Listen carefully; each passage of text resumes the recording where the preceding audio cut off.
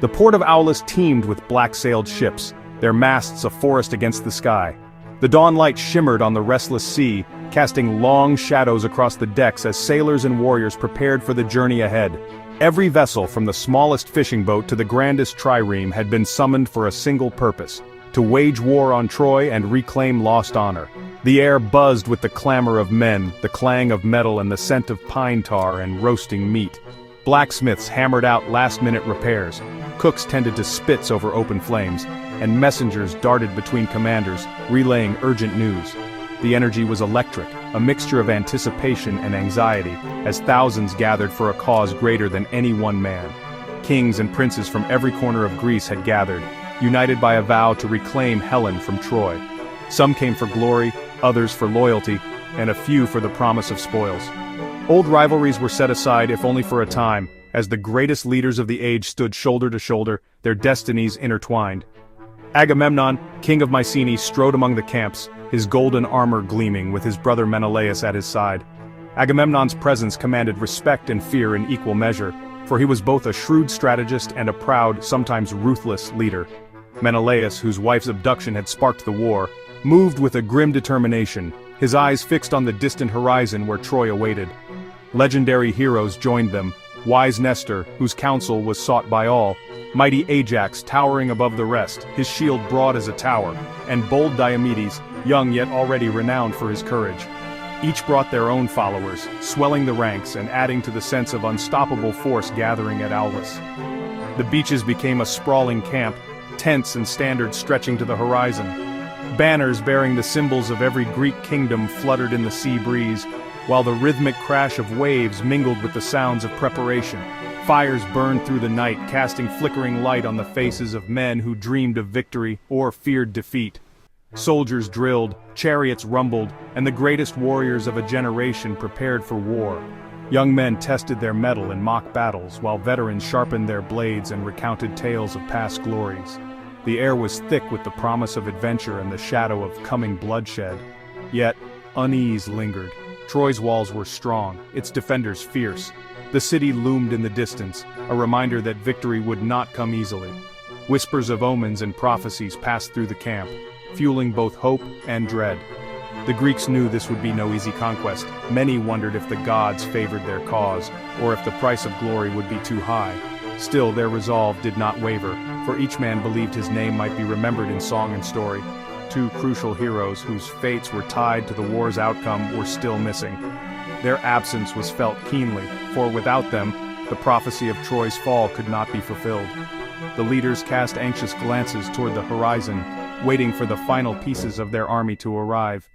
The army waited, knowing their quest could not begin without them. Time seemed to stretch, each day heavy with expectation. The men grew restless, their dreams haunted by visions of glory and doom. The fate of Troy and Greece hung in the balance. As the sun set over the encampment, casting the world in gold and crimson, every heart beat with anticipation, knowing that soon history would be made on the plains before Troy. On rocky Ithaca, Odysseus, famed for his cunning, wished only to stay with his wife Penelope and newborn son. When Agamemnon's messengers arrived, Odysseus feigned madness, plowing the beach with an ox and donkey, sowing salt. Palamedes, suspecting a trick, placed baby Telemachus in the plow's path. Odysseus broke character, swerving to save his son, his ruse exposed. Defeated, Odysseus had no choice but to honor his oath. With a heavy heart, he bid farewell to his family. He prepared his ships to join the Greek fleet at Aulis. His cleverness had failed him. Duty called him to war. The reluctant king set sail, his fate now bound to Troy. The Greeks gained their master of strategy. The army grew stronger, but the cost was personal.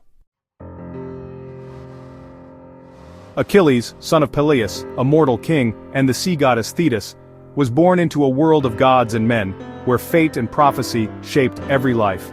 From the moment of his birth, it was foretold that Achilles would achieve greatness, but at a terrible cost. He would either live a long, unremarkable life or die young in glory, remembered forever in legend. Thetis, determined to shield her beloved son from harm, took him to the mystical river Styx. In a desperate act of love, she dipped the infant Achilles into its dark, enchanted waters, hoping to grant him invincibility. But as she held him tightly by his heel, That one small part remained untouched by the river's magic, leaving a single hidden weakness. This single weakness, the now famous Achilles' heel, would become the most vulnerable part of the greatest warrior the world had ever known. It was a secret flaw, invisible to all but the gods, and it would haunt his legend for centuries to come. When the winds of war began to blow and the call to arms echoed across Greece, Thetis, fearing the prophecy, tried to outwit fate. She hid Achilles on the remote island of Skyros, disguising him as a girl among the daughters of King Lycomedes. There, Achilles lived in secrecy, his true identity masked by flowing robes and careful deception. Yet, even in hiding, Achilles could not escape his destiny. His spirit was restless, and his unmatched skill in battle could not be contained. The prophecy loomed over him, a shadow that followed his every step, whispering of both glory and doom. The Greeks, preparing for the greatest war of their age, knew that Troy could not fall without Achilles. His name was spoken with hope and fear, for he was both their greatest weapon and their greatest risk. And so, the search for Achilles began. Messengers and warriors scoured the land, seeking the hidden hero, for only with him could the Greek army hope to claim victory against Troy's mighty walls. Thetis watched anxiously from the shore, her heart torn between a mother's love and the unyielding grip of fate. She had done all she could to protect her son, but destiny, once set in motion, could not be denied or deceived. Achilles' secret could not stay hidden forever. The world was changing, and the time for concealment was ending. The eyes of gods and men alike were fixed upon him, waiting for the moment when he would step into the light. In the end, the greatest warrior's flaw was not just the vulnerable heel, but the fierce love of a mother who tried to defy the will of the gods. That love, both a blessing and a curse, would shape his destiny and seal his fate. The hopes of the Greeks, the outcome of the war, and the fate of Troy itself all rested on finding Achilles and bringing him to the battlefield. The war's outcome, the rise and fall of heroes, and the legacy of an entire age would hinge on a single vulnerable heel, a tiny flaw in an otherwise invincible legend. And so, as dawn broke over the fields of Troy, the stage was set for destiny to unfold and for Achilles' secret to shape the fate of empires. In the shadowed halls of an ancient temple, the prophet Calchas spoke with a voice that echoed through the ages. Troy, he declared, would never fall unless Achilles, the greatest of all Greek warriors, joined the fight. The fate of empires, the hopes of kings, and the dreams of heroes all hinged on a single man, hidden far from the battlefield. Odysseus, ever resourceful and cunning, followed whispers and rumors across the wine-dark sea to the distant island of Skyros. There, in the court of King Lycomedes, Achilles was concealed, disguised as a girl among the king's daughters, his true identity masked to keep him from the war that would shape history. Disguised as a merchant, Odysseus arrived at the palace, bearing glittering jewels and silken fabrics to tempt the women. But hidden among the treasures were weapons, swords and spears, tools of war meant to draw out the true nature of the hero in hiding. At the sound of a sudden war horn, chaos erupted. While the others shrank back in fear, one figure surged forward. Achilles, unable to resist his warrior's spirit, seized the sword with a fierce, instinctive grace. In that instant, his destiny was revealed to all. The charade was over. Achilles cast aside his disguise, standing tall and proud, his eyes alight with the promise of glory and the thrill of battle. No longer hidden, he accepted his fate and agreed to join the Greeks, eager to carve his name into legend. With him came the Myrmidons, his loyal band of warriors, said to be born from ants and forged in the fires of loyalty and courage. Fierce, disciplined, and utterly devoted to their prince, they were a force unlike any other in the ancient world. Now, with Achilles and his Myrmidons at their side, the Greek army was finally complete. The greatest heroes of the age stood united, their strength and resolve unbreakable. The ancient prophecy, spoken in shadow and fire, had found its final piece. The gods themselves seemed to watch as fate moved inexorably forward. The greatest heroes of Greece assembled, their destinies now forever intertwined. Each man knew the risks, but none would turn away from the challenge that awaited them. The time for hiding and hesitation was over. The time for war, for glory, and for the fulfillment of destiny had come at last. As Achilles strode into the Greek camp, a wave of excitement and hope swept through the ranks. The greatest champion had arrived, and with him, the promise of victory. The Greeks readied their ships, their hearts burning with anticipation. With Achilles at their side, they felt invincible, prepared to face any challenge the gods or Troy could offer. In the distance, the mighty walls of Troy loomed, silent and foreboding. The fate of the city, and of all who fought, was now sealed.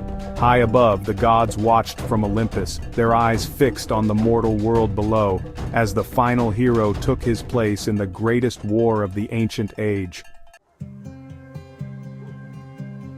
Before departure, the Greeks held a grand sacrifice to the gods beneath a plane tree. As Agamemnon led the ritual, a blood-red serpent slithered from the altar, climbing the tree to devour a mother sparrow and her 8 chicks.